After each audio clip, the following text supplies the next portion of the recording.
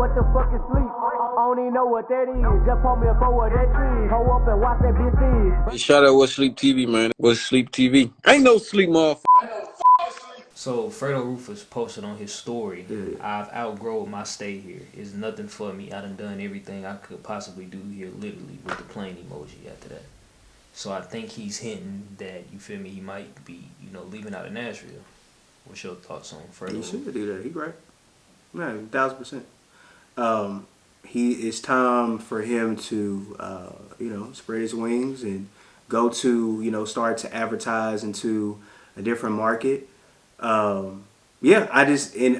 think that people, honestly, I think that people love you more when you do that, honestly. Like, I remember when I moved to Atlanta, because I was doing a lot of shows in Atlanta. I was working with Lil Bankhead. I was working with CEO Smokehouse. I was working with a lot of different people. I was doing a lot of shows there all the time.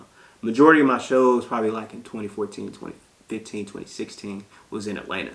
I didn't do a lot of shows here. I did some sometimes with like DJ B Booney, Jazzy T, other people. But majority of shit I did was in Atlanta.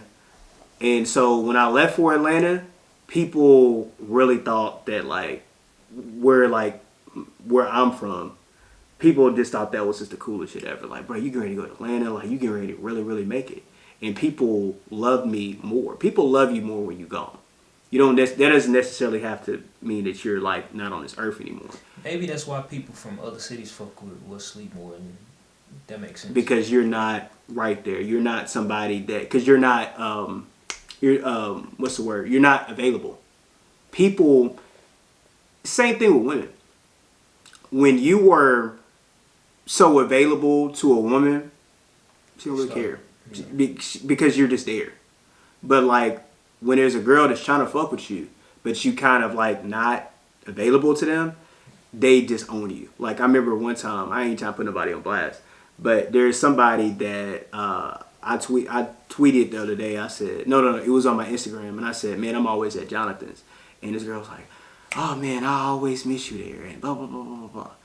And this is because I'm just not that available to her. People respect you more when you're not available. If you're just right there, people don't, it's not the same. I guarantee you, like, if Fredo moved to like LA or something like that, right? And when he out in LA, he make a song and it like do some numbers, some shit like that.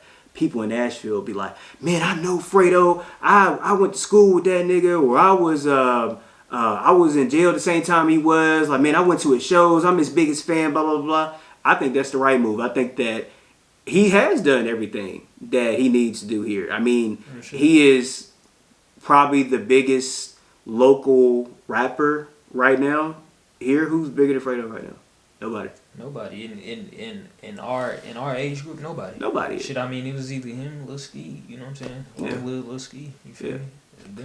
And so the thing is just like, no, I mean, what else? The thing is, and then also he performed at the Bridgestone with Moneybagg because, he signed to Endless. And yeah, everybody knew the song YTB Fat Said It. Exactly. Everybody, literally everybody. So what else?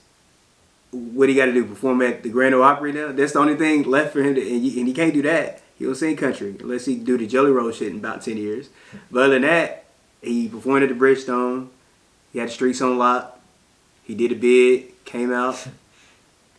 What else? He done hella shows. He's made hella hit records. He signed to one of the biggest artists in the game. Hey, low key, like, all jokes aside, low key, when you think of like a street nigga, he done low key accomplished everything. He doing side missions at this point. Oh God, low key. He's doing. Hey, this nigga beat the game. Exactly. Like, he beat the game. He did a bid. He stayed in there for like what, 4 or 5 years. Look, he ain't tell a soul. He ain't tell. I was gonna say that. I was like, bro, he ain't on nobody paperwork. He's certified in the streets. He made hits. He signed to Endless. His young nigga came up. Yes, his young niggas came up. He performed at the Bridgestone. He signed a Moneybagg. What else does he need to do? Nothing. No, he's 1,000% right. Yep. Nigga, I ain't did shit and I want to move. So, like, I don't blame him.